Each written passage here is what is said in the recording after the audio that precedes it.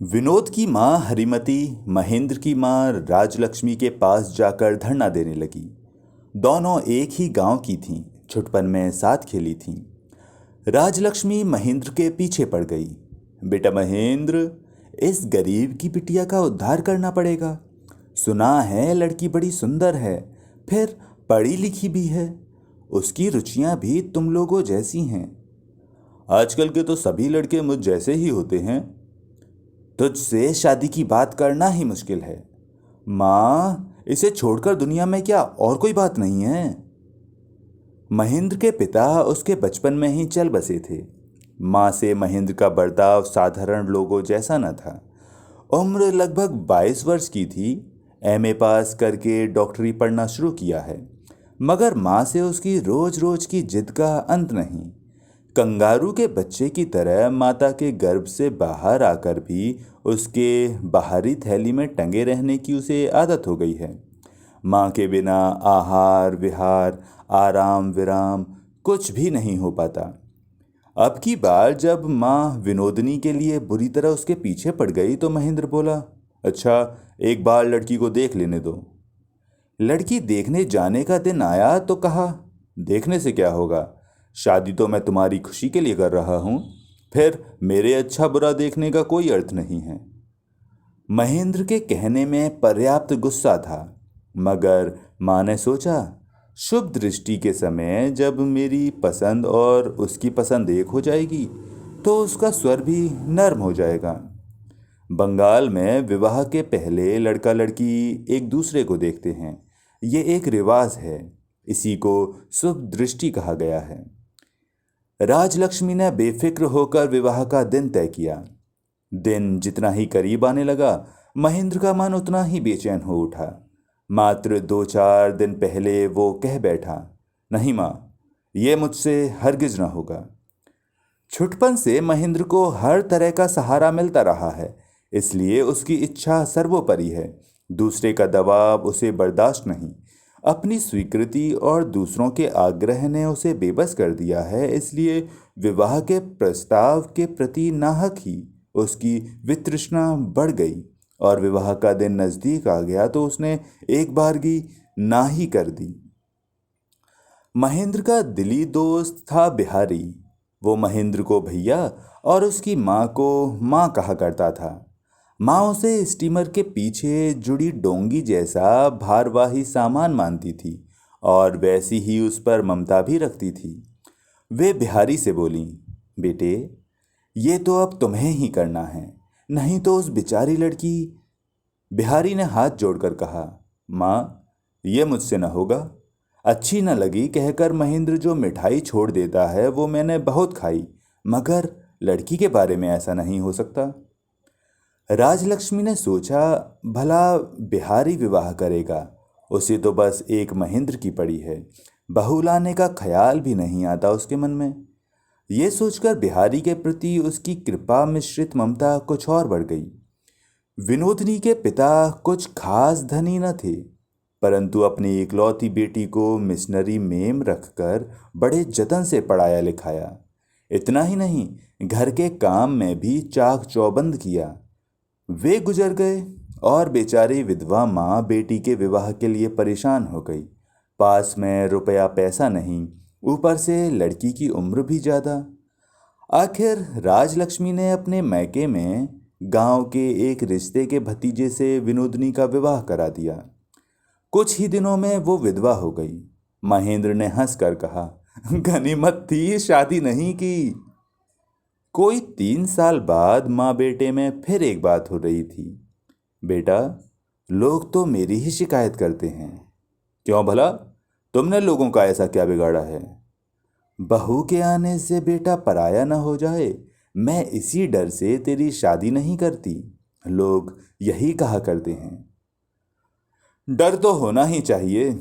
मैं माँ होता तो जीते जी लड़के का विवाह न करता, लोगों की शिकायतें सुन लेता। माँ हंसकर बोली, सुनो, जरा इसकी बातें सुन लो।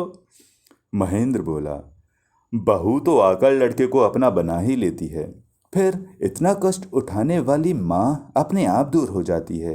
तुम्हें ये चाहे जैसा लगे, मुझे तो ठीक नहीं लगता। चाची बोली, ये तुम्हारी जाति है बेटे, जबकि जो बात हो वही अच्छी लगती है। माँ का दामन छोड़कर अब घर गृहस्थी बसाने का समय आ गया है। अब नादानी अच्छी नहीं लगती, उल्टे शर्म आती है। राजलक्ष्मी को ये बात अच्छी नहीं लगी। इस सिलसिले में उन्होंने जो कुछ कहा वो जैसा हो, मगर स्वर भीगा तो नहीं था। बोली, मेरा बेटा अगर और लड़कों की अपेक्षा अपनी माँ को ज़्यादा स्नेह करता है तो तुम्हें शर्म क्यों लगती है मंजली बहू? कोख का लड़का होता तो समझ में आता। राजलक्ष्मी को लगा निपुती बेटे के सौभाग्य वाली से ईर्ष्या कर रही है। मंजली बहू ने कहा, तुमने बहू लाने की चर्चा चलाई इसलिए ये बात निकल गई, वरना मुझे क्या हक है? राजलक्ष्मी बोली, मेरा बेटा अगर विवाह नहीं करता तो तुम्हारी छाती क्यों फटती है? ठीक तो है, लड़के की जैसे आज तक देखभाल करती आई हूँ आइंदा भी कर लूँगी। इसके लिए और किसी की मदद की जरूरत न होगी। मंजली बहू आंसू बहाती चुपचाप चली गई। महेंद्र को मन ही मन इससे चोट पहुंची। कॉलेज से कुछ पहले ही लौटकर वो अपनी चाची के कमरे में दाखिल हुआ।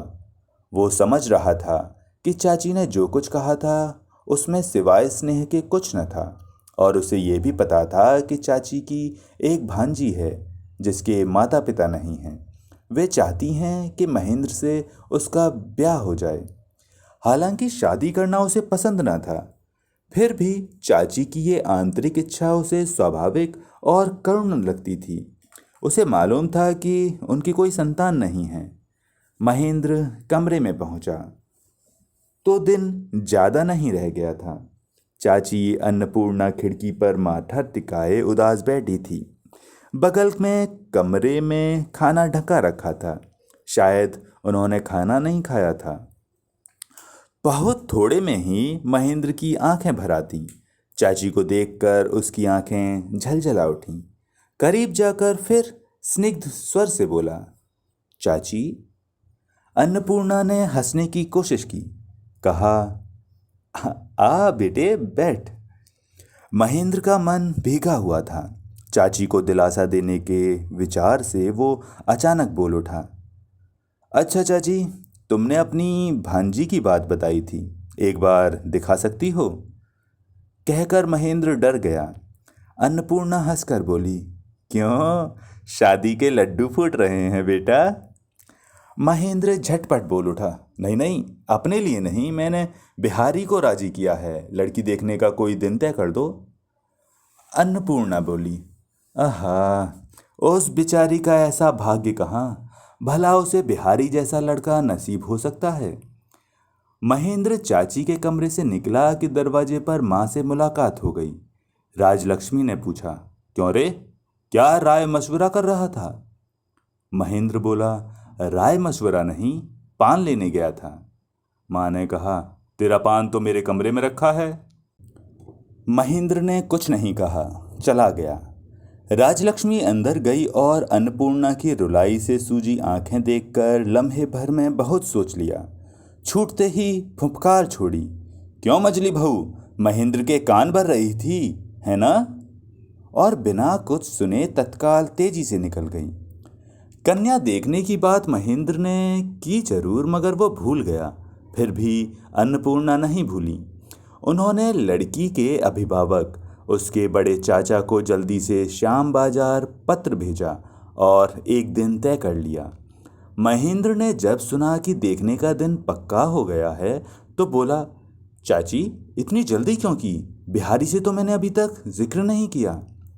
अन्नपूर्णा बोली, ऐसा भी होता है भला, अब अगर तुम लोग न जाओ तो वे क्या सोचेंगे? महेंद्र ने बिहारी को बुलाकर सारी बातें बताईं। कहा, चलो तो सही, लड़की न जची तो तुम्हें मजबूर नहीं किया जाएगा।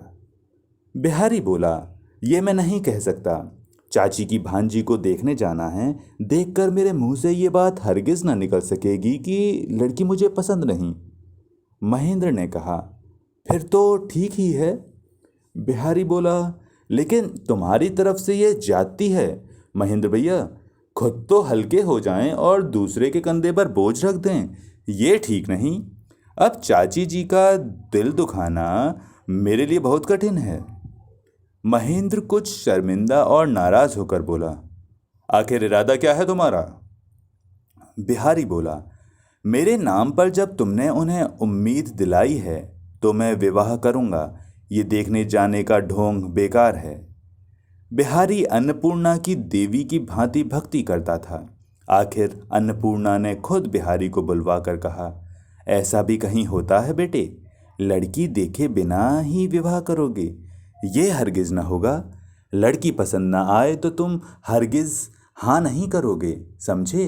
तुम्हें मेरी कसम।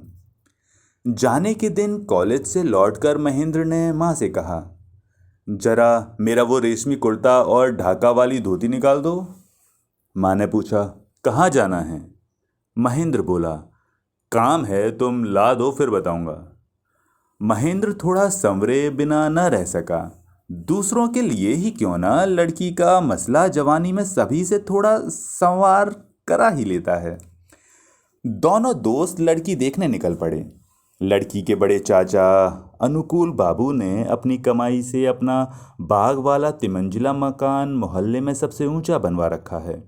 गरीब भाई की माँ बाप विहीना बेटी को उन्होंने अपने यहाँ रखा है। उसकी मौसी अन्नपूर्णा ने कहा था, मेरे पास रहने दो, इससे खर्च की कमी ज़रूर होती। लेकिन गौरव की कमी के डर से अनुकूल राजी नहीं हुए। यहाँ तक कि मुलाकात के लिए भी कभी उसे मौसी के यहाँ नहीं जाने देते थे। अपनी मर्यादा के बारे में इतने ही सख्त थे वे। लड़की के विवाह की चिंता का समय आया, लेकिन इन दिनों विवाह के विषय में यादृशी भावना यस्य सिद्धर्भवति तादृशी वाली बात लागू नहीं होती। चिंता के साथ साथ लागत भी लगती।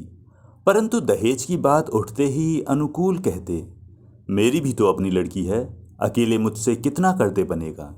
इसी तरह दिन निकलते जा रहे थे। ऐसे में बन संवर कर खुशबू बिखेरते हुए रंगभूमि में अपने दोस्त के साथ महेंद्र ने प्रवेश किया। चैत का महीना था, सूरज डूब रहा था। दो मंजिले का दक्षिणी बरामदा चिकने चीनी टाइलों का बना। उसी के एक ओर दोनों मेहमानों के लिए फल फूल मिठाई से भरी चांदी की तस्तरियां रखी गईं। बर्फ के पानी भरे गिलास जैसे ओस बूंदों से छलमल। बिहारी के साथ महेंद्र सकुचाते हुए खाने बैठा। नीचे माली पौधों में पानी डाल रहा था और भीगी मिट्टी की सौंधी सुगंध लिए दक्षिणी बयार महेंद्र की धप धप धुली चादर के छोर को हैरान कर रही थी। आसपास के दरवाजों के झरोखों की ओट से कभी कभी दबी हंसी, फुसफुसाहट, कभी कभी गहनों की खनखनाहट सुनाई दे रही थी। खाना खत्म हो चुका तो अंदर की तरफ देखते हुए अनुकूल बाबू ने कहा, चुन्नी पान तो ले आ बेटी। जरा देर में संकोच से पीछे का दरवाजा खुला और सारे संसार की लाज से सिमटी एक लड़की हाथ में पानदान लिए अनुकूल बाबू के पास आ खड़ी हुई। वे बोले, शर्म काहे की बिटिया, पानदान उनके सामने रखो। उसने झुककर कांपते हुए हाथों से मेहमानों के बगल में पानदान रख दिया। बरामदे के पश्चिमी छोर से डूबते हुए सूरज की आभा उसके लज्जित मुखड़े को मंडित कर गई। इसी मौके से महेंद्र ने उस कांपती हुई लड़की के करुण मुख की छवि देख ली। बालिका जाने लगी। अनुकूल बाबू बोले, जरा ठहर जा चुन्नी। बिहारी बाबू, ये है छोटे भाई अपूर्व की लड़की। अपूर्व तो चल बसा, अब मेरे सिवा इसका कोई नहीं। और उन्होंने एक लंबी सांस ली। महेंद्र का मन पसीज गया। उसने एक बार फिर लड़की की तरफ देखा। उसकी उम्र साफ साफ कोई नहीं बताता। सगे संबंधी कहते 12-13 होगी, यानी 14-15 होने की संभावना ही ज़्यादा थी। लेकिन चूंकि दया पर चल रही थी, इसलिए सहमे से भाव ने उसके नवयौवन के आरंभ को जब्त कर रखा था। महेंद्र ने पूछा, तुम्हारा नाम? अनुकूल बाबू ने उत्साह दिया, बता बेटी, अपना नाम बता। अपने अभ्यस्त आदेश पालन के ढंग से झुककर उसने कहा, जी मेरा नाम आशा लता है। आशा। महेंद्र को लगा नाम बड़ा ही करुण और स्वर बड़ा कोमल है। दोनों मित्रों ने बाहर सड़क पर आकर गाड़ी छोड़ दी।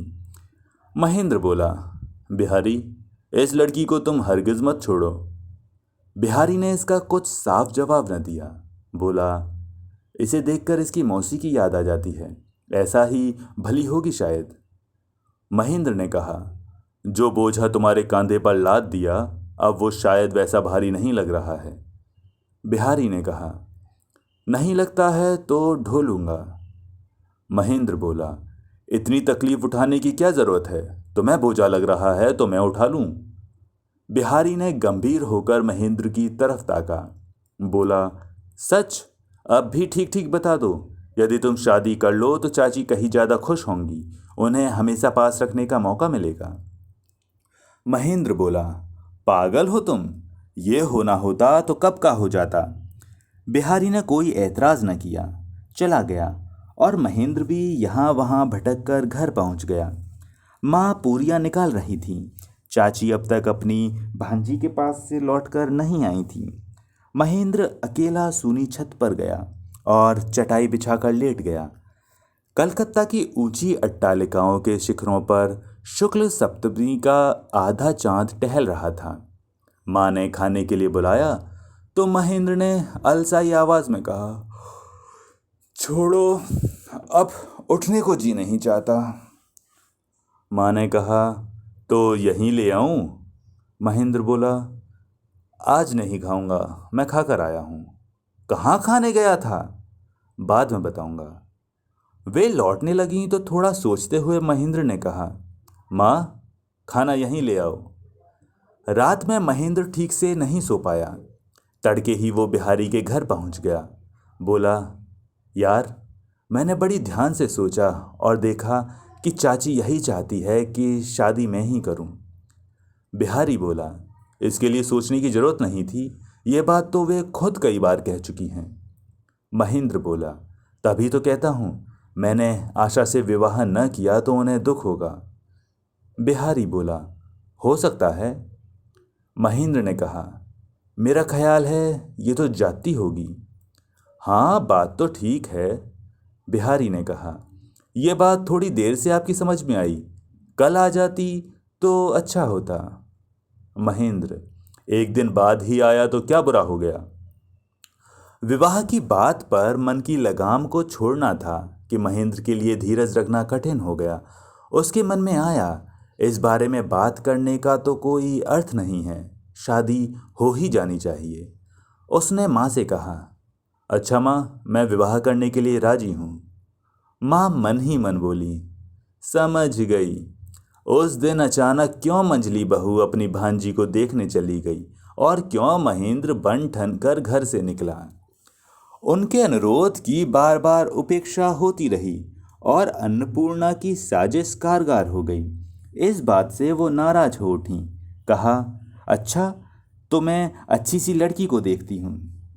आशा का जिक्र करते हुए महेंद्र ने कहा, लड़की तो मिल गई। राजलक्ष्मी बोली, उस लड़की से विवाह नहीं हो सकता, ये मैं कह देती हूँ। महेंद्र ने बड़े संयत शब्दों में कहा, क्यों माँ, लड़की बुरी तो नहीं है।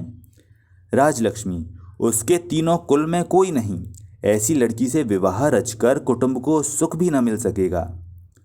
कुटुंब को सुख मिले न मिले, लड़की मुझे पसंद है, उससे शादी न हुई तो मैं दुखी हो जाऊंगा। लड़की की जिद से राजलक्ष्मी और सख्त हो गई। वो अन्नपूर्णा से भिड़ गई। एक अनाथ से विवाह कराकर तुम मेरे लड़के को फंसा रही हो, यह हरकत है। अन्नपूर्णा रो पड़ी, उससे तो शादी की कोई बात ही नहीं हुई, उसने तुम्हें क्या कहा इसकी मुझे जरा भी खबर नहीं।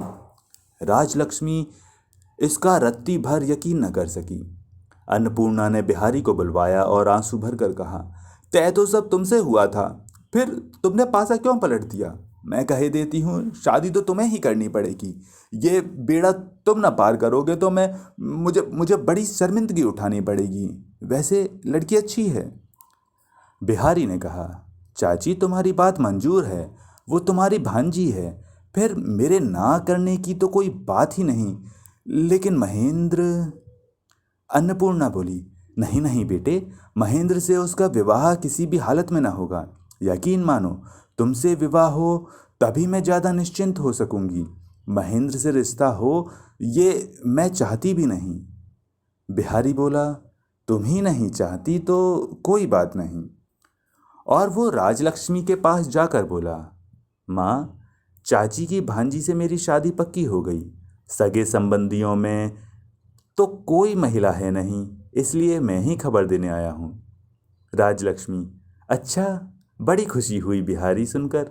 लड़की बड़ी भली है, तेरे लायक, इसे हाथ से जाने मत देना।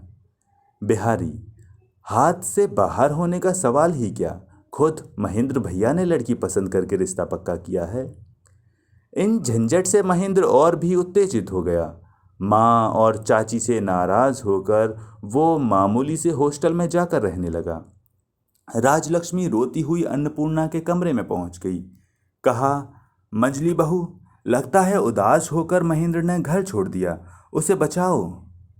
अन्नपूर्णा बोली, दीदी धीरज रखो, 2 दिन के बाद गुस्सा उतर जाएगा। राजलक्ष्मी बोली, तुम उसे जानती नहीं बहन, वो जो चाहता है न मिले तो कुछ भी कर सकता है, जैसे भी हो अपनी अपनी बहन की लड़की से।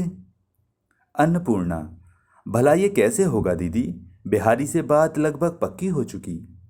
राजलक्ष्मी बोली, हो चुकी तो टूटने में देर कितनी लगती है। और उन्होंने बिहारी को बुलवाया। कहा, तुम्हारे लिए मैं दूसरी लड़की ढूंढ लेती हूँ, मगर इससे तुम्हें बाज आना पड़ेगा। बिहारी बोला, नहीं माँ, ये नहीं होगा, सब तय हो चुका है। राजलक्ष्मी फिर अन्नपूर्णा के पास गई। बोली, मेरे सिर की कसम मंजली, मैं तुम्हारे पैरों पड़ती हूँ, तुम ही बिहारी से कहो, तुम कहोगी तो बिगड़ी बन जाएगी। आखिर अन्नपूर्णा ने बिहारी से कहा, बेटा, तुमसे कुछ कहने का मुंह नहीं है, मगर लाचारी है, क्या करूं। आशा को तुम्हें सौंप कर ही मैं निश्चिंत होती, मगर क्या बताऊं, सब तो तुम्हें पता है ही। बिहारी, समझ गया, तुम जो हुक्म करोगी वही होगा, लेकिन फिर कभी किसी से विवाह करने का मुझसे आग्रह मत करना। बिहारी चला गया। अन्नपूर्णा की आंखें झलझला आ गईं। महेंद्र का अमंगल न हो, इस आशंका से उन्होंने आंखें पोंछ लीं। बार बार दिल को दिलासा दिया, जो हुआ अच्छा ही हुआ।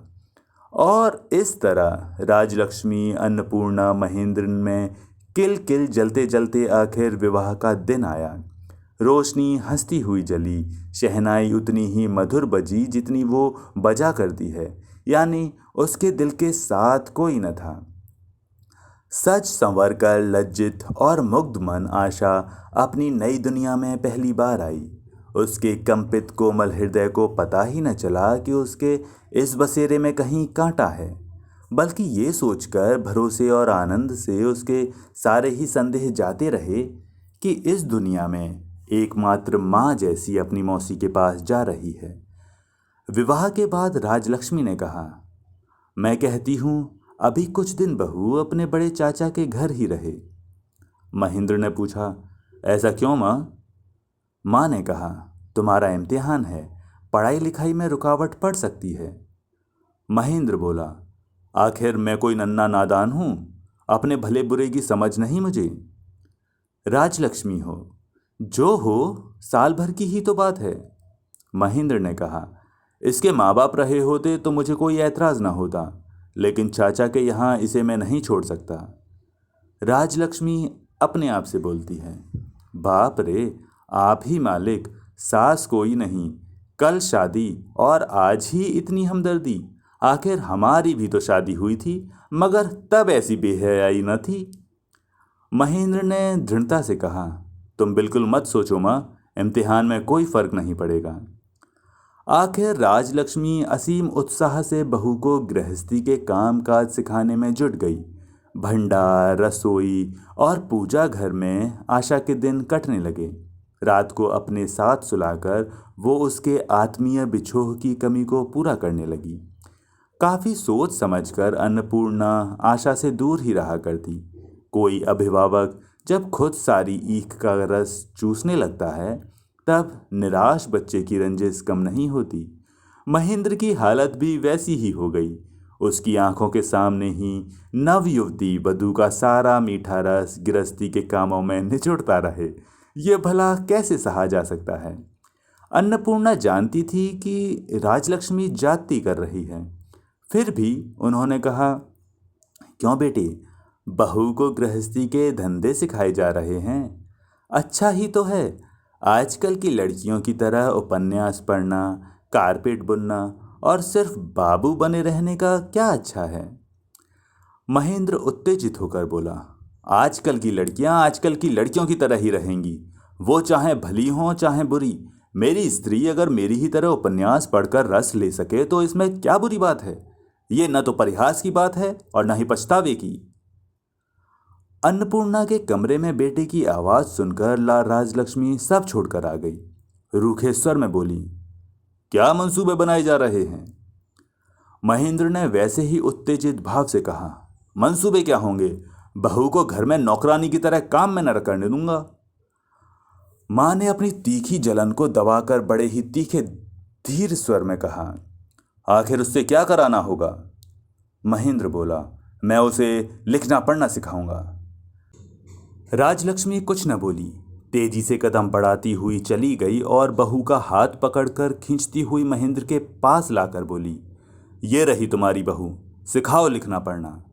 और अन्नपूर्णा की तरफ पलटकर गले में आंचल डालकर कहा, माफ करो मजली बहू, माफ करो, तुम्हारी भांजी की मर्यादा मेरी समझ में ना आई। मैंने इसके कोमल हाथों में हल्दी लगाई है, अब तुम इसे धो पोंछ कर परी बना कर रखो, महेंद्र को सौंपो, ये आराम से लिखना पढ़ना सीखे, नौकरानी का काम मैं करूंगी। राजलक्ष्मी अपने कमरे में चली गई और दरवाजा जोर से बंद कर लिया। छोप से अन्नपूर्णा जमीन पर बैठ गई। अचानक ये क्या हो गया? आशा के पल्ले नहीं पड़ा कि माजरा क्या है। महेंद्र नाराज हो गया और मन ही मन बोला, जो हुआ सो हुआ, अब से अपनी स्त्री का भार अपने हाथों में लेना पड़ेगा, नहीं तो जुल्म होगा। मन और कर्तव्य बोध दोनों मिल जाएं तो अच्छा लगता है। पत्नी की उन्नति के चक्कर में महेंद्र रम गया। न तो उसे काम का ध्यान रहा, न लोगों की परवाह। घमंडी राजलक्ष्मी ने अपने आप से कहा, अब अगर महेंद्र बीवी को लेकर मेरे दरवाजे पर सिर पीट कर जान भी दे दे तो भी मैं मुड़कर नहीं देखूंगी। देखती हूँ माँ को छोड़कर बीवी के साथ कैसे रहेगा। दिन बीतने लगे। राजलक्ष्मी के दरवाजे पर किसी अनुतप्त के पांवों की आहट न सुनाई पड़ी। राजलक्ष्मी ने अपने मन में तय किया, अच्छा, माफ़ी मांगने आएगा तो माफ़ कर दूंगी, नहीं तो कहाँ जाएगा, बहुत दुखी हो जाएगा बेचारा। लेकिन माफ़ी कोई मांगे तभी तो आप माफ़ कर सकते हैं। कोई माफ़ी के लिए दहलीज पर आया ही नहीं। राजलक्ष्मी ने सोचा कि मैं ही जाकर उसे क्षमा कराऊंगी। लड़का रूठ गया है तो क्या माँ भी रूठी रहे। तिमंजले पर एक कोने में छोटे से कमरे में महेंद्र सोया करता था। वही उसकी पढ़ने की जगह भी थी। इधर कई दिनों से माँ ने उसके कपड़े सहेजने, बिस्तर बिछाने, झाड़ने बुहारने में कोई दिलचस्पी नहीं ली। मातृ स्नेह के जिन कर्तव्यों की वो आदी थी, बहुत दिनों तक उन कामों को न करने से वही दुखी हो गई। उस दिन दोपहर को एकाएक मन में आया, अभी महेंद्र कॉलेज गया होगा, इसी बीच उसका कमरा ठीक कराऊं।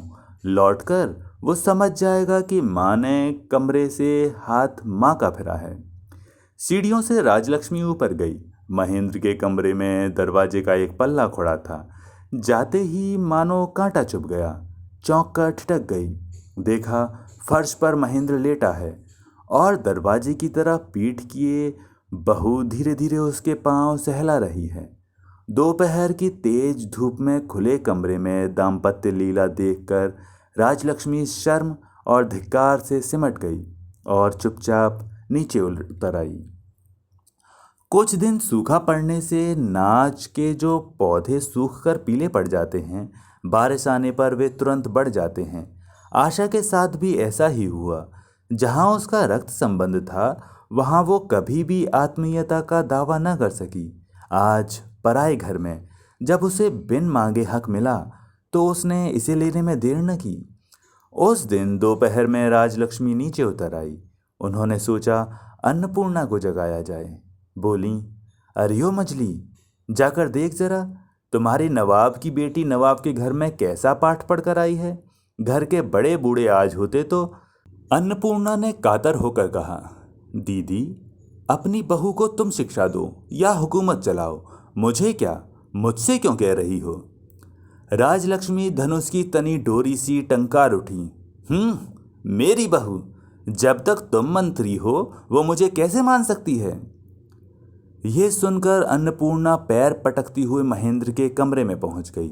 आशा से बोली, तो इस तरह से मेरा सिर नीचा करेगी री। मोहजली, शर्म नहीं, हया नहीं, समय असमय का ख्याल नहीं। बूढ़ी सास पर गृहस्थी का सारा बोझ डालकर तुम यहाँ आराम फरमा रही हो। मेरा ही नसीब जला कि मैं तुझे इस घर में ले आई। कहते कहते उनकी आंखों से आंसू बहने लगे और आशा भी सिर झुकाए आंचल के छोर को नाखून से नोचती हुई चुपचाप रोने लगी। महेंद्र ने कहा, ये देखो, इसके लिए मैं स्लेट, बही, किताब सब खरीद लाया हूँ। इसे मैं लिखना पढ़ना सिखाऊंगा, चाहे लोग मेरी निंदा करें। अन्नपूर्णा बोली, ठीक है, लेकिन ये क्या तमाम दिन? शाम के बाद घंटा आध घंटा पढ़ लिया बस। घंटा आध घंटा पढ़ना ही तो काफ़ी होगा। महेंद्र, इतना आसान नहीं है चाची, पढ़ने लिखने में समय लगता है। अन्नपूर्णा खींचकर चली गई। आशा भी उनके पीछे पीछे चल पड़ी। महेंद्र दरवाज़ा रोक कर खड़ा हो गया। उसने आशा की गीली आंखों की विनती न मानी। वैसे आशा को नहीं लगता कि लिखना पढ़ना ज़रूरी भी है, फिर भी वो अपने पति की खातिर किताबों पर एक बारगी झुककर सिर हिलाती हुई बताई चीज़ें याद करती रहती। कमरे के कोने में छोटी सी मेज पर डॉक्टरी की किताब खोले मास्टर साहब कुर्सी पर बैठे होते। बीच बीच में कनखियों से छात्रा को देखते रहते। अचानक अपनी किताब बंद करके आवाज़ दी, चुन्नी। यह आशा का ही घरेलू नाम था। चौंक कर आशा ने उधर देखा। वो बोला, जरा लाओ तो किताब, देखूं कहाँ पढ़ रही हो। आशा को लगा जांच होगी और उसमें पास होने की उम्मीद कम ही थी। आगे आगे पाठ और पीछे पीछे सपाट, कुछ यही हाल था। एक हाथ से उसकी कमर को कस कर लपेट कर दूसरे हाथ से किताब पकड़ कर पूछा, आज कितना पढ़ गई, देखूं तो। जितनी पंक्तियां पर वो सरसरी निगाह फेर गई थी दिखा दिया। महेंद्र ने अचरज से बोला, ओह, इतना पढ़ गई? मैंने कितना पढ़ा बताऊं? और अपनी किताब के किसी अध्याय का शीर्षक भर दिखा दिया। अचरज से आंखें बड़ी बड़ी करके आशा ने पूछा, तो इतनी देर से क्या कर रहे थे? उसकी ठोड़ी पकड़कर महेंद्र ने कहा, मैं किसी के बारे में सोच रहा था, और जिसके बारे में सोच रहा था वो दीमक का वर्णन पढ़ने में मशगूल थी। इस बेवजह शिकायत का सटीक जवाब आशा दे सकती थी, लेकिन प्रेम की प्रतियोगिता में झूठी हार मान लेनी पड़ती है। ऐसे ही एक रोज़ महेंद्र मौजूद नहीं था। मौका पाकर आशा पढ़ने बैठ गई कि अचानक कहीं से आकर उसने आंखें मींच लीं और किताब छीन कर कहने लगा, बेरहम, मैं नहीं होता हूँ तो तुम मेरे बारे में सोचती तक नहीं, किताबों में डूब जाती हो। आशा ने कहा, तुम मुझे गंवार बनाए रखोगे? महेंद्र ने कहा, तुम्हारी कृपा से अपनी ही विद्या कौन आगे बढ़ रही है। बात आशा को लग गई। फौरन चल देने का उपक्रम करती हुई बोली, मैंने तुम्हारी पढ़ाई में ऐसी कौन सी रुकावट डाली है? उसका हाथ थामकर महेंद्र ने कहा, यह तुम नहीं समझोगी। मुझे भूलकर तुम जितनी आसानी से पढ़ लिख लेती हो, तुम्हें भूलकर उतनी आसानी से मैं नहीं पढ़ लिख पाता।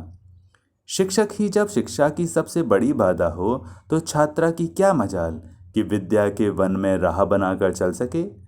कभी कभी मौसी की झिड़की याद आती और चित्त विचलित हो जाता। सास को देखकर शर्म से गड़ जाती, लेकिन सास उसे किसी काम को न कहती। अपने मन में उनकी मदद करना चाहती तो वो पढ़ाई के हर्जे की बात कहकर वापस भेज देती। आखिर अन्नपूर्णा ने आशा से कहा, तेरी जो पढ़ाई चल रही है वो तो देख ही रही हूँ, महेंद्र को क्या डॉक्टरी का इम्तिहान न देने दोगी? यह सुनकर आशा ने अपने जी को कड़ा किया। महेंद्र से कहा, तुम्हारे इम्तिहान की तैयारी नहीं हो पा रही है। आज से मैं नीचे मौसी के कमरे में रहा करूंगी।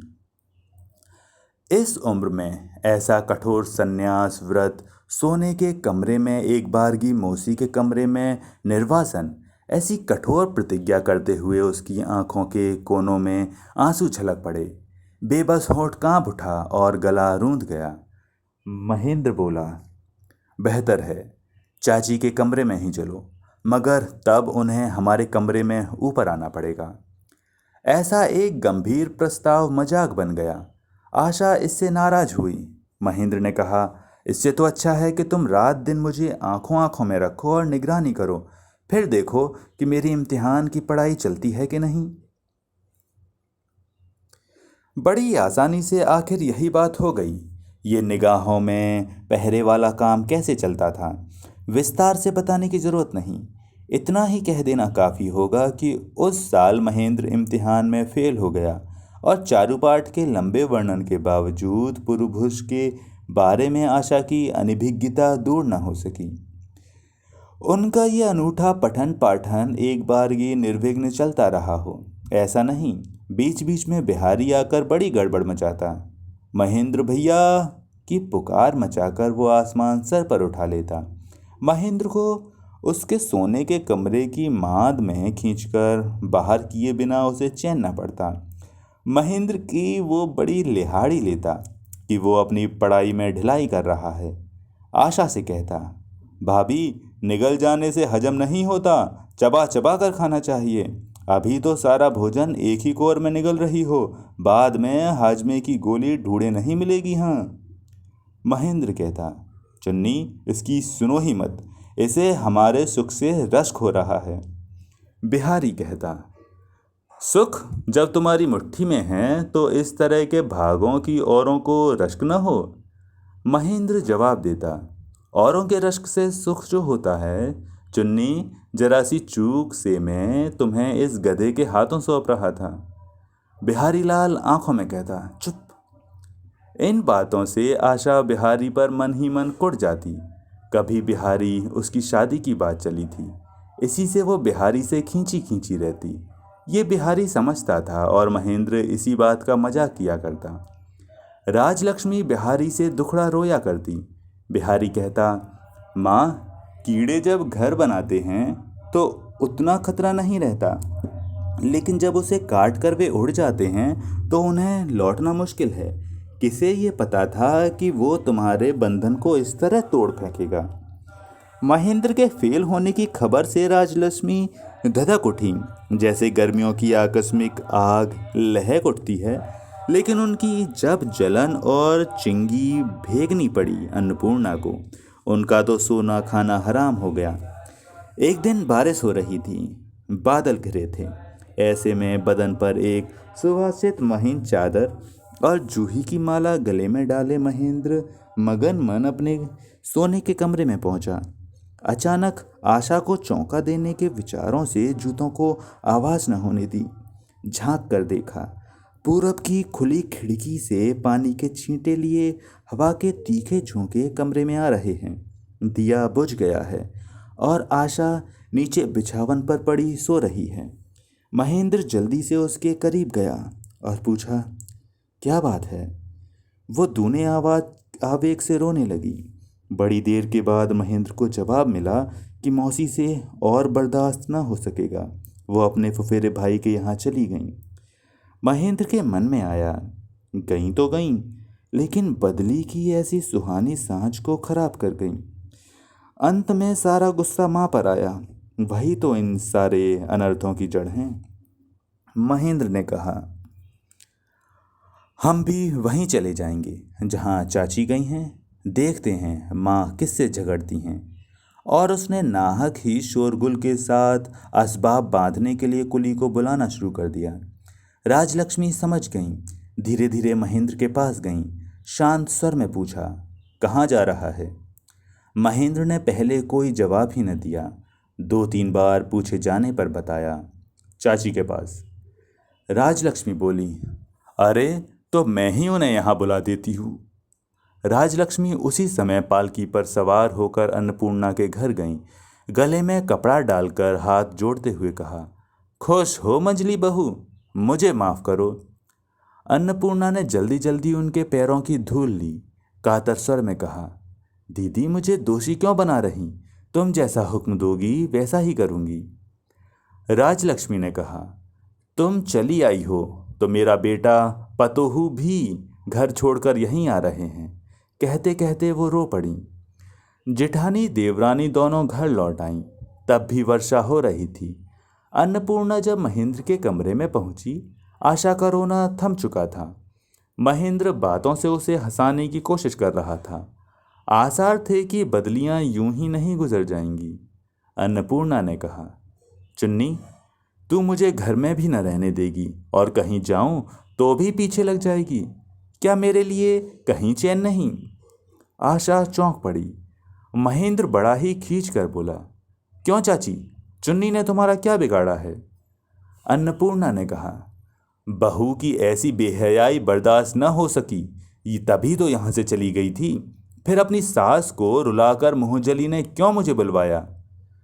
जीवन के इस अध्याय में माँ, चाची ऐसी विग्र कारिणी होती हैं, महेंद्र को इसका पता न था। दूसरे दिन राजलक्ष्मी ने बिहारी को बुलवा कर कहा, बेटा बिहारी, तुम एक बार महेंद्र से पूछ कर देखो। जमाने से गांव नहीं गए, मैं एक बार बारासात जाना चाहती हूँ। बिहारी ने कहा, जमाने से नहीं गई तो क्या हुआ?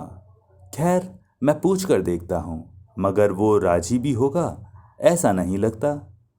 महेंद्र ने कहा, जन्मभूमि को देखने की इच्छा जरूर होती है, लेकिन माँ का वहाँ ज़्यादा दिन न रहना ही अच्छा होगा। बरसात के मौसम में वो जगह अच्छी नहीं। महेंद्र बड़ी आसानी से राजी हो गया। इससे बिहारी कुड़ गया। बोला, माँ अकेली जाएंगी, वहाँ उनकी देखभाल कौन करेगा? भाभी को भी साथ भेज दो ना। कहकर बिहारी हंसा। बिहारी के इस गहरे व्यंग से कुंठित होकर महेंद्र ने कहा, मेरे लिए ये कोई मुश्किल है क्या? मगर बात इससे आगे न बढ़ी। बिहारी इसी तरह आशा के मन को विमुख कर दिया करता और ये जानकर कि आशा इससे कुड़ती है, उसे मजा आता। कहना बेकार होगा, राजलक्ष्मी जन्मभूमि के दर्शन के लिए उतनी बेताब न थी। गर्मी के दिनों में जब नदी का पानी सूख जाता है तो मल्लाह कदम कदम पर लग्गी से ठाह लेता है कि कहाँ कितना पानी है। राजलक्ष्मी ने सोचा न था कि उनके बरसात जाने का प्रस्ताव इतनी जल्दी मंजूर हो जाएगा। सोचा, अन्नपूर्णा और मेरे दोनों के घर से बाहर जाने में फ़र्क है। अन्नपूर्णा भीतरी मतलब समझ गई। कहने लगी, दीदी जाएंगी तो मैं भी न रह सकूंगी। महेंद्र ने माँ से कहा, सुन लिया तुमने? तुम जाओगी तो चाची भी जाएंगी, अपनी गृहस्थी का क्या होगा फिर? राजलक्ष्मी विद्वेष के जहर से जर्जर होकर बोली, तुम भी जा रही हो मंजली? तुम्हारे जाने से काम कैसे चलेगा? नहीं, तुम्हें रहना ही पड़ेगा। राजलक्ष्मी उतावली हो गई। दूसरे दिन दोपहर को ही तैयार हो गई। महेंद्र ही उन्हें पहुंचाने जाएगा, इससे किसी को भी शुभ न था। लेकिन रवाना होते वक्त मालूम पड़ा महेंद्र ने माँ के साथ जाने के लिए प्यादे और दरबान तक रखे हैं। बिहारी ने पूछा, तुम अभी तक तैयार नहीं हुए क्या भैया? महेंद्र ने लजा कर कहा, मेरे कॉलेज की। बिहारी ने कहा, खैर तुम छोड़ दो, माँ को मैं वहाँ छोड़ आता हूँ। महेंद्र मन ही मन नाराज हुआ। अकेले में आशा से बोला, सचमुच बिहारी ने जाति शुरू कर दी है। वो ये दिखाना चाहता है कि माँ का ख्याल मुझसे ज़्यादा रखता है। अन्नपूर्णा को रह जाना पड़ा, परंतु लाज, कुड़न और खींचने से वो सिमटी सी रही। चाची में ये दुराव देखकर महेंद्र नाराज हुआ और आशा भी रूठी रही। राजलक्ष्मी मैके पहुंची। तय था कि उन्हें छोड़कर बिहारी आ जाएगा, लेकिन वहां की हालत देखकर वो ठहर गया। राजलक्ष्मी के मायके में महज दो एक बूढ़ी विधवाएं थीं।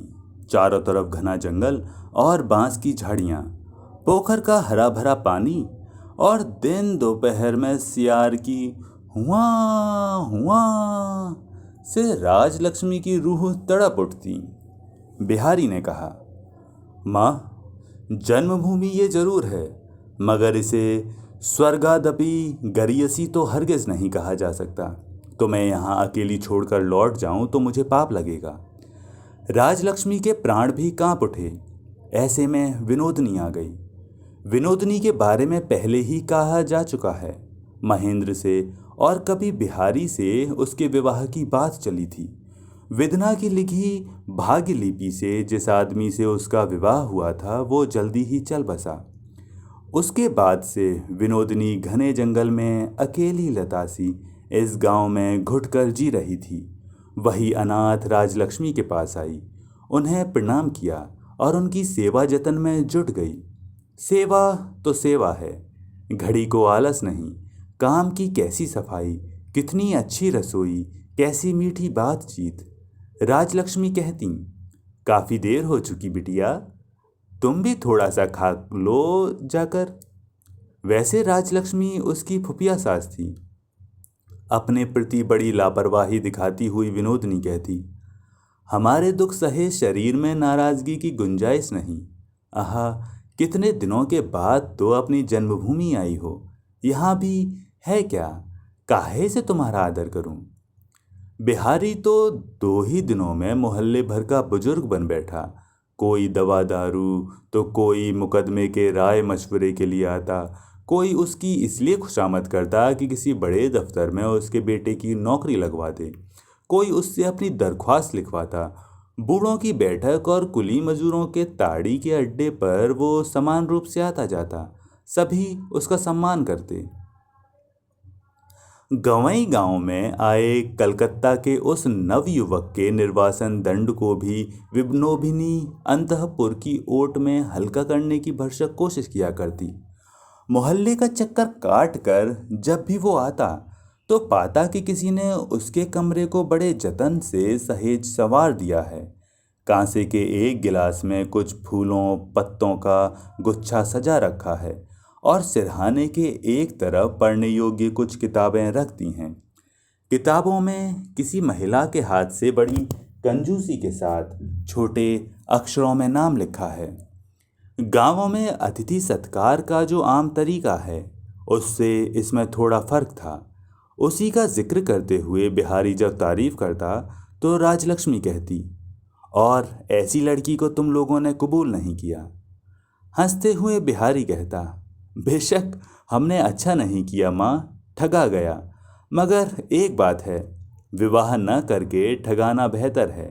ब्याह करके ठगाता तो मुसीबत थी। राजलक्ष्मी के जी में बार बार यही आता रहा, यही तो मेरी पतु होने योग्य थी, क्यों ना हुई भला। राजलक्ष्मी कलकत्ता लौटने का जिक्र करती तो विनोदिनी की आंखें झलझला उठती। कहती, आखिर तुम 2 दिन के लिए क्यों आई बुआ, अब तुम्हें छोड़कर मैं कैसे रहूंगी। भवावेश में राजलक्ष्मी कह उठती, तू मेरी बहू क्यों न हुई बेटी, मैं तुझे कलेजे से लगाए रखती।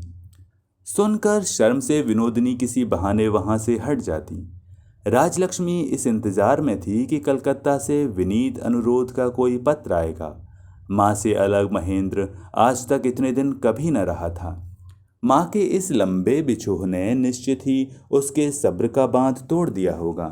राजलक्ष्मी बेटे के गिड़गिड़ाहट भरे पत्र का इंतजार कर रही थी।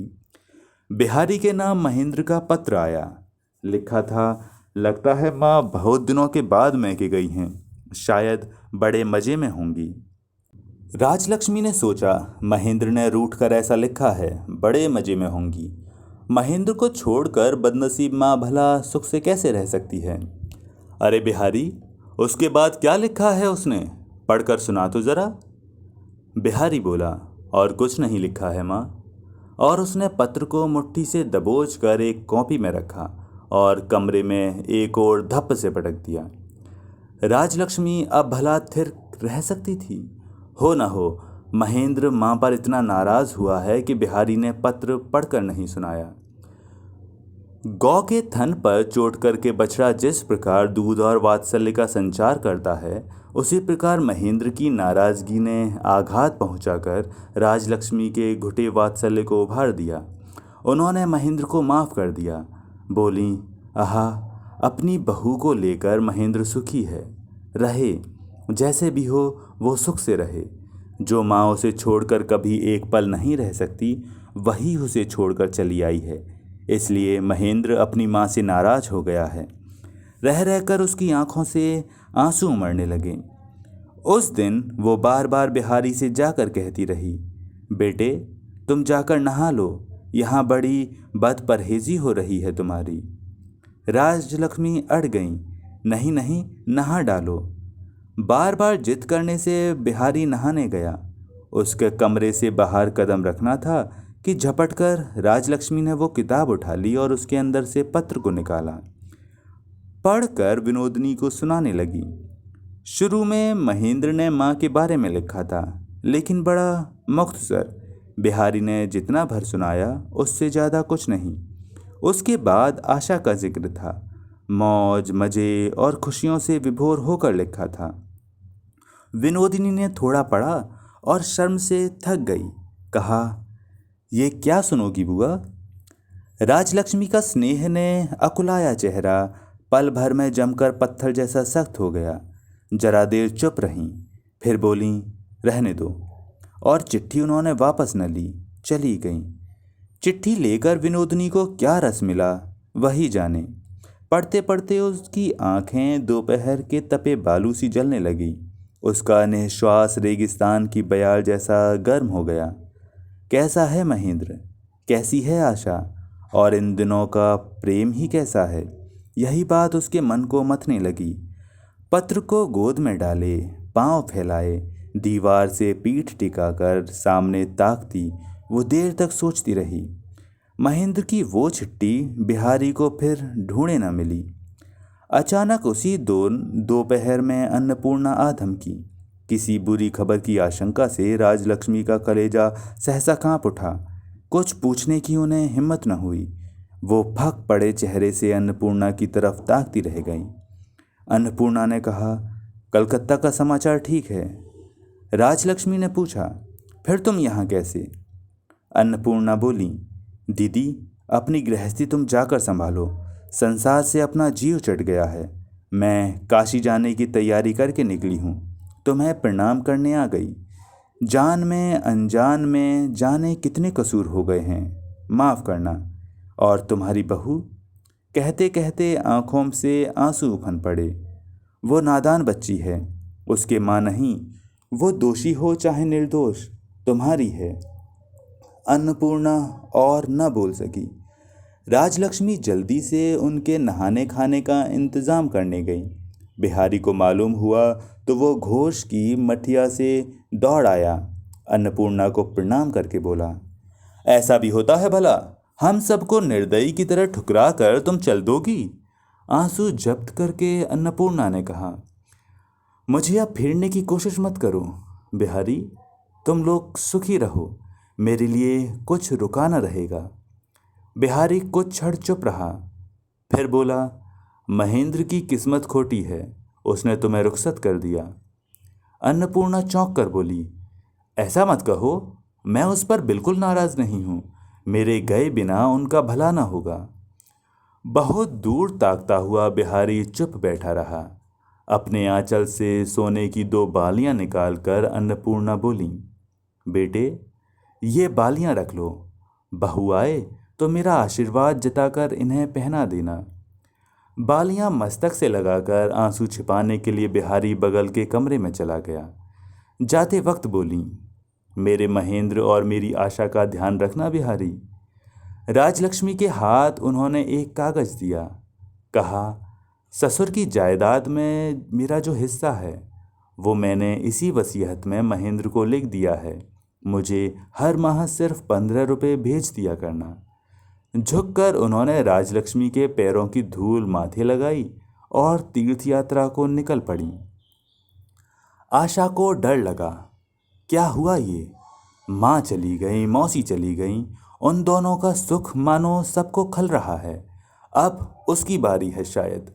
सूने घन में दाम्पत्य की नई प्रेम लीला उसे न जाने कैसी लगने लगी। संसार के कठोर कर्तव्यों से प्रेम को फूल के समान तोड़कर अलग कर लेने पर यह अपने ही रस से अपने को संजीवित नहीं रख पाता, धीरे धीरे मुरझाकर विकृत हो जाता है। आशा को भी ऐसा लगने लगा कि उनके अथक मिलन में एक थकान और कमजोरी है। वो मिलन रह रहकर मानो शिथिल हो जाता है। प्रेम की जगड़ अगर कामों में न हो तो भोग का विकास पूर्ण और स्थायी नहीं होता। महेंद्र ने भी अपने विमुख संसार के खिलाफ विद्रोह करके अपने प्रेमोत्सव के सभी दीपों को एक साथ जलाकर बड़ी धूमधाम से सूने घर के अमंगल में ही उसने आशा से कहा, तुम्हें इन दिनों क्या हो गया है चुन्नी? मौसी चली गई तो इस तरह मुंह लटकाए क्या रहती हो? हम दोनों के प्रेम में क्या सभी प्रेम समाये हुए नहीं हैं? आशा दुखी होकर सोचती, अपने प्रेम में कोई अपूर्णता तो है। मैं तो मौसी की बात सोचा करती हूँ। सास चली गई हैं इसका मुझे डर लगता है। घर के काम काज अब ठीक से नहीं चलते। नौकर चाकर कन्नी काटने लगे। तबीयत खराब है कहकर नौकरानी एक दिन नहीं आई। रसोई पकाने वाला ब्राह्मण शराब पीकर गायब हो गया। महेंद्र ने आशा से कहा, खूब मजा आया, आज हम लोगों ने खुद ही रसोई बनाई। गाड़ी से महेंद्र न्यू मार्केट गया। कौन सी चीज़ कितनी चाहिए इसका उसे कुछ भी पता न था। बहुत सा सामान उठाकर खुशी खुशी घर लौटा। उन चीज़ों का क्या किया जाए ये आशा भी ठीक से न जानती थी। प्रयोग में ही दिन के 2-3 बज गए और बहुत से अजीबोगरीब खाना तैयार करके महेंद्र को बड़ा मज़ा आया। लेकिन आशा महेंद्र के उस मज़े में साथ न दे सकी। अपनी अज्ञानता पर उसे मन ही मन बड़ी लज्जा और कुड़न हुई। कमरे की चीज़ें इस कदर बिखर गई थीं कि इसकी ज़रूरत पर कुछ पाना ही कठिन था। महेंद्र की डॉक्टरी वाली छुरी एक दिन तरकारी काटने के काम आई और कूड़ों के ढेर में जा छिपी।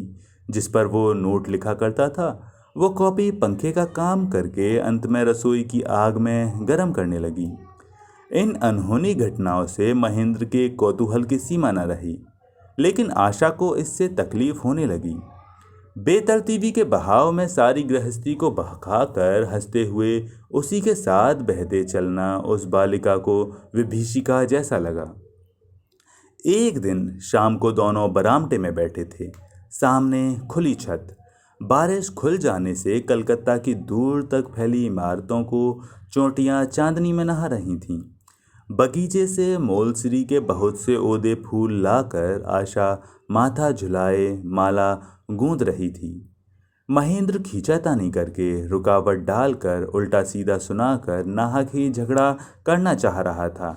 बेवजह इस तरह सताए जाने के कारण आशा उसे झिड़कना चाहती थी कि किसी बनावटी उपाय से उसका मुंह दबाकर महेंद्र उसकी कहन को अंकुराते ही कुचल रहा था।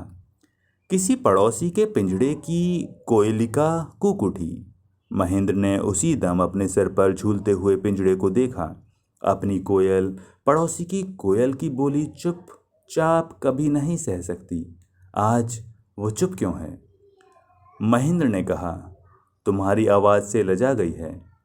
उत्कंठित होकर आशा ने कहा, आज इसे क्या हो गया? आशा ने निहोरा होकर कहा, मजाक नहीं, देखो ना उसे क्या हुआ है। महेंद्र ने पिंजड़े को उतारा, पिंजड़े पर लिपटे हुए कपड़ों को हटाया। देखा कोयल मरी पड़ी है। अन्नपूर्णा के जाने के बाद खानसामा छुट्टी पर चला गया था। कोयल का किसी ने ख्याल ही न किया था। देखते ही देखते आशा का चेहरा फीका पड़ गया।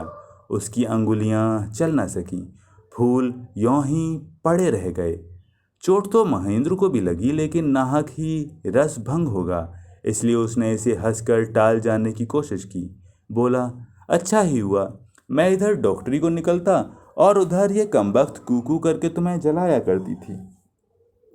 कहकर अपने बाहुपाश में लपेटकर उसने आशा को अपने पास खींच लेना चाहा।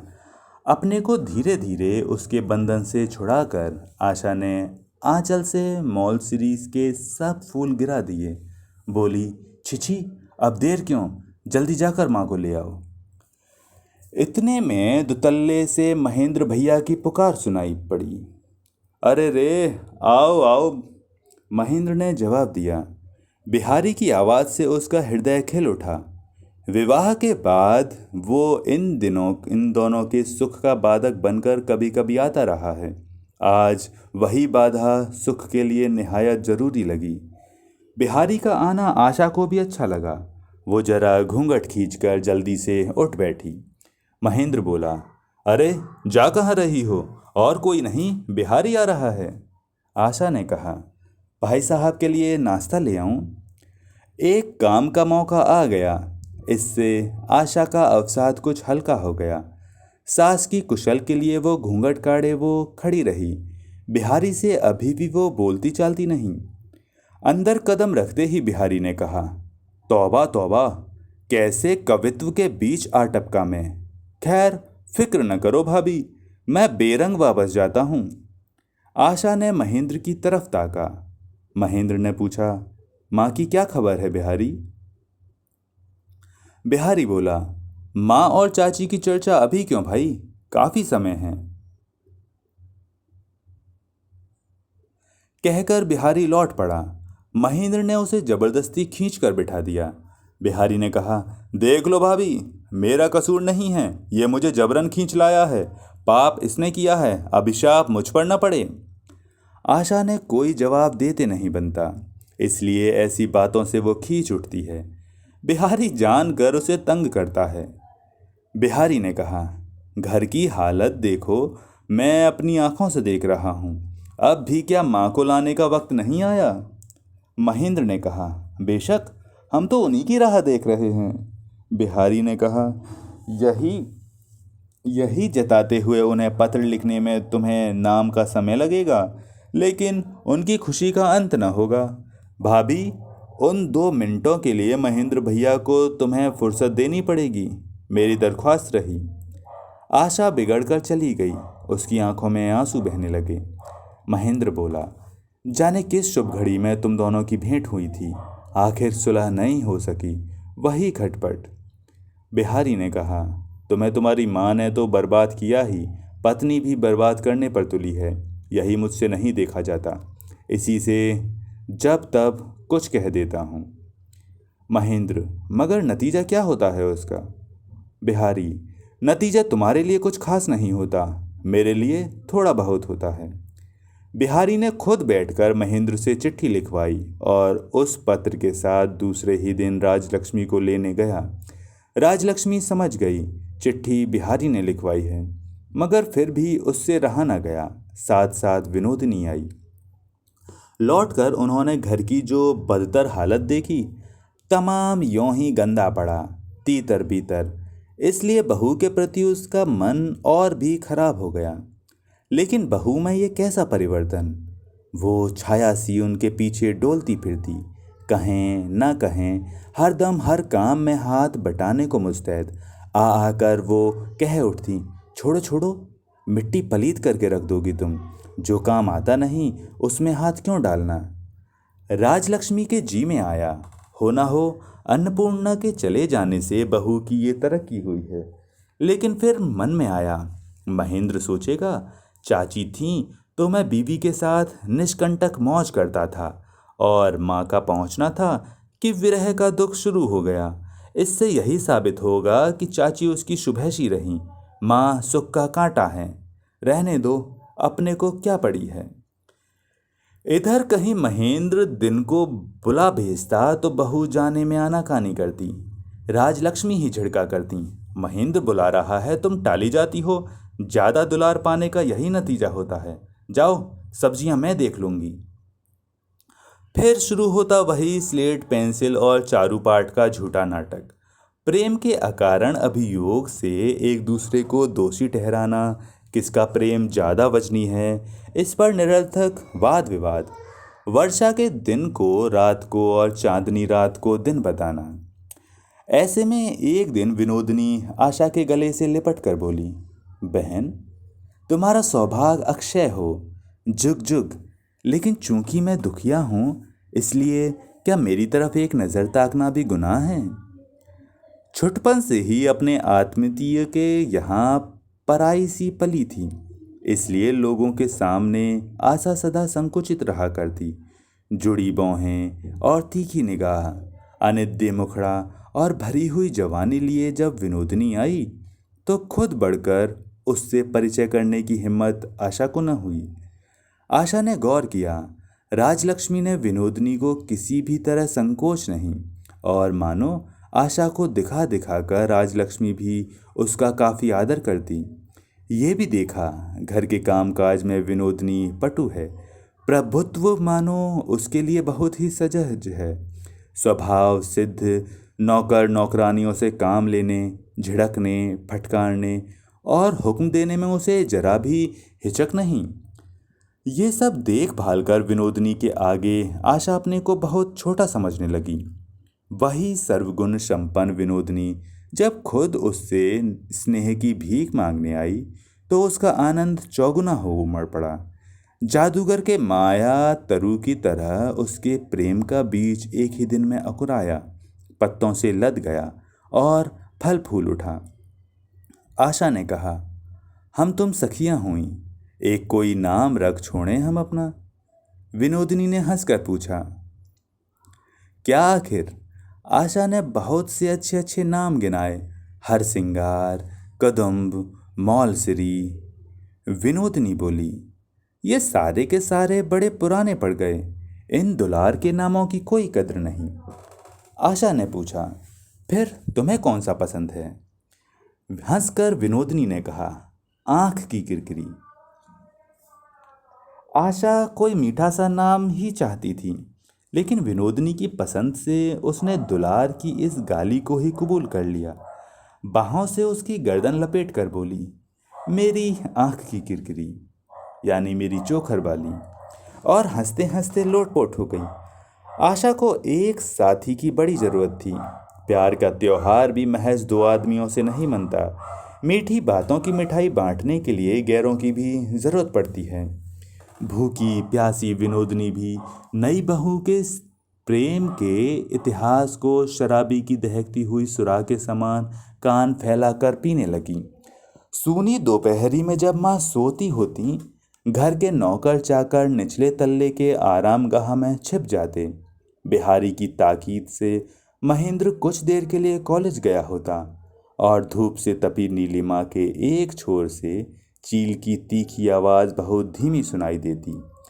तो कमरे के फर्श पर अपने बालों को तकिए पर बिखेरे आशा लेट जाती और पेट के नीचे तकिया रखकर पट पड़ी विनोदनी उसकी गुनगुन स्वर से कही जाने वाली कहानी में तन्मय हो जाती। उसकी कनपटी लाल हो उठती, सांस जोर जोर से चलने लगती। विनोदनी खोद खोद कर पूछती और छोटी से छोटी बात भी निकाल लेती। एक ही बात कई बार सुनती। घटना खत्म हो जाती तो कल्पना करती, कहती, अच्छा बहन, कहीं ऐसा होता तो क्या होता, और ये होता तो क्या करती।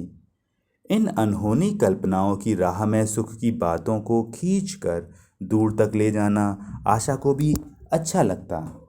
विनोदनी कहता, अच्छा भाई आँख की किरकिरी, तुमसे कहीं बिहारी बाबू का ब्याह हुआ होता तो? आशा, राम राम, ऐसा ना कहो, बड़ी शर्म आती है मुझे। हाँ, तुम्हारे साथ होता तो क्या कहने, चर्चा तो तुमसे होने की भी चली थी। विनोदिनी, मुझसे तो न जाने कितनों की कितनी ही बातें चली। न हुआ ठीक ही हुआ, मैं जैसी हूँ ठीक हूँ। आशा प्रतिवाद करती। वो भला ये कैसे कबूल कर ले कि विनोदिनी की अवस्था उससे अच्छी है। उसने कहा, जरा ये तो सोच कर देखो, अगर मेरे पति से तुम्हारा ब्याह हो जाता, होते होते ही तो रह गया, होते होते ही रह गया, क्यों नहीं हुआ। आशा का ये बिस्तर, ये पलंग, सभी तो उसी के इंतजार कर रहे थे। उस सजे सजाए शयन कक्ष को विनोदिनी देखती और इस बात को किसी भी तरह न भुला पाती। इस घर की वो महज एक मेहमान है। आज उसे जगह मिली है, कल छोड़ जाना होगा। तीसरे पहर विनोदिनी खुद अपनी अनूठी कुशलता से आशा का जूड़ा बांध देती और जतन से श्रृंगार करके उसके पति के पास भेजा करती। इस तरह खामखा देर कर देना चाहती। नाराज होकर महेंद्र कहता, तुम्हारी ये सहेली तो टस से मस नहीं होना चाहती। घर कब जाएगी? उतावली होकर आशा कहती। ना ना, मेरी आंख की किरकिरी पर तुम नाराज क्यों हो? तुम्हें पता नहीं तुम्हारी चर्चा उसे कितनी अच्छी लगती है। किस जतन से वो सजा संवर कर मुझे तुम्हारे पास भेजती है। राजलक्ष्मी आशा को कुछ करने धरने न देती। विनोदिनी ने उसकी तरफदारी की और उसे काम में जुटाया। विनोदिनी को आलस जरा भी नहीं था। दिन भर एक सी काम में लगी रहती। आशा को वो छुट्टी नहीं देना चाहती। एक के बाद दूसरा वो कामों का ऐसा कुछ क्रम बनाती थी कि आशा के लिए जरा भी चैन पाना गैर मुमकिन था। आशा का पति छत वाले सूने कमरे में बैठा चिढ़ के मारे झटपटा रहा है। ये सोचकर विनोदिनी मन ही मन हंसती रहती। आशा अकुला कर कहती, भाई चोखर बाली, अब इजाज़त दो, वो नाराज़ हो जाएंगे। झट विनोदिनी कहती, बस जरा सा, इसे खत्म करके चली जाओ, ज़्यादा देर न होगी। ज़्यादा देर में आशा फिर उद्विग्न होकर कहती, न बहन, अब वो सचमुच ही नाराज़ होंगे, मुझे छोड़ दो, चलूँ मैं। विनोदिनी कहती, ज़रा नाराज़ ही हुए तो क्या, सुहाग में गुस्सा न मिले तो मोहब्बत में स्वाद नहीं मिलता, जैसे सब्जी में नमक मिर्च के बिना। लेकिन नमक मिर्च का क्या मज़ा होता है, ये विनोदिनी ही समझ रही थी। न थी सिर्फ उसके पास सब्जी, उसकी नस नस में मानो आग लग गई। जिधर भी नज़र करती चिंगारियाँ उगलती उसकी आंखें। ऐसा आराम की गृहस्थी, ऐसा सुहाग के स्वामी, इस घर को तो मैं राजा की रियासत, इस स्वामी को अपने चरणों का दास बनाकर रखती। आशा को गले लगाकर, चोखर बाली, मुझे बताओ ना, कल तुम लोगों में क्या बातें हुई? तुमने वो क्या कहा था जो मैंने करने को कहा था? तुम लोगों के प्यार की बातें सुनकर मेरी भूख प्यास जाती रहती है। एक दिन आखिर आजीज आकर महेंद्र ने माँ से कहा, यह अच्छी बात है माँ, दूसरे के घर की एक जवान विधवा को घर रखकर एक भारी जिम्मेदारी कंधे पर लाद देने की क्या पड़ी है, जाने कब क्या मुसीबत हो। राजलक्ष्मी ने कहा, अरे ये तो अपने विपिन की बहू है, इसे मैं बिरानी थोड़े ही समझती हूँ। महेंद्र ने कहा, जो कहो, लेकिन ये अच्छा नहीं है, मेरी राय में इसे रखना ठीक नहीं। राजलक्ष्मी खूब जानती थी कि महेंद्र की राय को ठुकराना आसान नहीं, इसलिए उन्होंने बिहारी से कहा, अरे बिहारी, तू एक बार महेंद्र को समझा कर देख, ये विपिन की बहू जब से यहाँ है तभी से इस बुढ़ापे में मुझे थोड़ा आराम मिला है। वो पराई हो जा जो हो, किसी से कभी ऐसी सेवा नहीं मिली। बिहारी ने कोई जवाब न दिया। वो जाकर महेंद्र से बोला, यार विनोदनी की भी तो सोचते हो। महेंद्र ने हंसकर कहा, सोच कर रात की नींद हराम है। अपनी भाभी से पूछ देखो, विनोदनी के ध्यान से इन दिनों और सब ध्यान टूट गया है। घूंघट की आड़ से आशा ने महेंद्र को चुपचाप धमकाया। बिहारी ने कहा, अच्छा, दूसरा विश्व वृक्ष। चुन्नी उसे यहाँ से निकल बाहर करने को छटपटा रही है। घूंघट से आशा की आंखों ने फिर उसे छिड़का। बिहारी ने कहा, निकाल ही बाहर करो तो लौट आने में कितनी देर लगती है। अरे विधवा का विवाह रचा दो, विष के दांत एक बार की टूट जाएंगे। महेंद्र बोला, विवाह तो कुंद का भी कर दिया जाए। बिहारी ने कहा, इस उपमा को अभी छोड़ो, विनोदनी की बात कभी कभी मैं सोचा करता हूँ। तुम्हारे यहाँ तो जिंदगी भर यह रह नहीं सकती, और इनके यहाँ का जंगल किसी के लिए भी वनवास है। विनोदनी आज तक महेंद्र के सामने नहीं गई, पर बिहारी ने उसको देखा है। उसने सिर्फ इतना समझा है कि ये स्त्री जंगल में छोड़ने लायक नहीं है। लेकिन शिखा घर के दिए में एक तरह से जलती है और दूसरी तरह वो घर को आग भी लगा देती है। महेंद्र के मन में ये शंका भी थी। महेंद्र ने इस बात पर बिहारी की खूब खिल्ली उड़ाई। बिहारी ने भी इसका जवाब दिया, लेकिन उसके मन ने समझा था कि ये स्त्री खिलवाड़ करने की नहीं, उसकी उपेक्षा भी नहीं की जा सकती। राजलक्ष्मी ने विनोदनी को सावधान कर दिया। कहा, देखना बेटी, बहू से इतनी मिठास न रखना, तुम गांव घर से गृहस्थ के यहाँ रह रही हो, आजकल के चाल चलन को नहीं जानती। बुद्धिमती हो, समझ बूझ कर चलना। इसके बाद विनोदिनी ने आशा को दूर ही दूर रखा। कहा, मैं भई होती कौन हूँ? मेरी जैसी स्त्री से अगर आप अपनी इज्जत बचाकर चलना नहीं चाहते तो कब क्या हो जाएगा, कौन कह सकता है। आशा निहोरे विनती करती, गिड़गिड़ाती, रोती पीटती, लेकिन विनोदिनी एकदम अडिग। बातों से आशा आकंठ भर उठी, मगर विनोदिनी ने तरजीह न दी। इधर महेंद्र के बाजू शिथिल हो गए। जो अनियम और उच्च श्रृंखला पहले उसे कौतुक सी लगती थी, वही अब धीरे धीरे उसे दुखाने लगी। आशा की सांसारिक अपटुता से उसे खींच होती, लेकिन जबान खोलकर कहता नहीं। प्यार की जलती हुई सेज पर आंख खोलकर धीरे धीरे घर गृहस्थी के धंधों, लिखाई पढ़ाई में ध्यान देकर महेंद्र ने करवट बदली। अपनी चिकित्सा संबंधी किताबों का उसने जाने कहाँ कहाँ से उद्धार किया और अपने कोट पतलून को धूप दिखाने की चेष्टा की। विनोदनी जब बिल्कुल ही पकड़ में न आई तो आशा को एक तरकीब सूझी। बोली, चोखर बाली, तुम मेरे पति के सामने क्यों नहीं आती, भागती क्यों फिरती हो? विनोदिनी ने बड़े संक्षेप में लेकिन तेज स्वर में कहा, छी। आशा बोली, क्यों? माँ से मुझे पता चला है तुम हम लोगों की गैर नहीं हो। गंभीर होकर विनोदिनी ने कहा, संसार में अपना पराया कोई नहीं होता। जो अपना मानता है वही अपना है, और जो पराया समझता है वो अपना होते हुए भी पराया है। आशा ने देखा, ये बात लाजवाब है।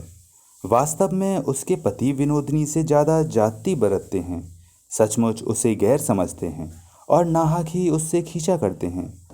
उस दिन सांझ को आशा ने बड़े नाजो अंदाज से पति के सामने छेड़ा, तुम्हें मेरी चोखर बाली से परिचय करना पड़ेगा। महेंद्र ने हंसकर बोला, तुम्हारे साहस की बलिहारी। आशा ने पूछा, क्यों, इसमें डर किस बात का? महेंद्र, अपनी सखी की जिस गजब की खूबसूरती का जिक्र किया करती हो वो तो खतरे से खाली नहीं। आशा ने कहा, खैर वो मैं देख लूंगी, तुम उससे बोलोगे या नहीं इतना बता दो। विनोदनी को देखने का कौतूहल महेंद्र को भी था, फिर भी यह आग्रह उसे ठीक नहीं लग रहा था।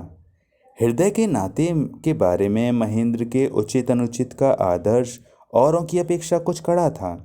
इसके पहले वो विवाह की बात नहीं सुनना चाहता था, इसलिए कि कहीं माँ के अधिकार पर आँच न आए, और अब आशा के संबंध की रक्षा वो इस तरह से करना चाहता कि कोई पराई औरत के लिए मन में जरा सा कौतूहल न पैदा हो।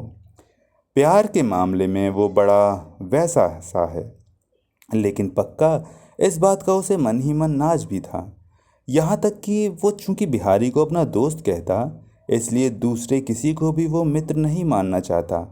खैर, उसकी ओर खींचकर आता भी तो वो ज़बरदस्ती उसकी ओर लापरवाही दिखाता और बिहारी के सामने उस बेचारे का मजाक उड़ाते हुए अपनी उदासी जाहिर करता। बिहारी कभी ऐतराज़ करता तो महेंद्र कहता, ये तुमसे हो सकता है, कहीं भी जाते हो तुम्हें मित्रों की कमी नहीं रहती, मगर मैं हर किसी को मित्र नहीं मान सकता।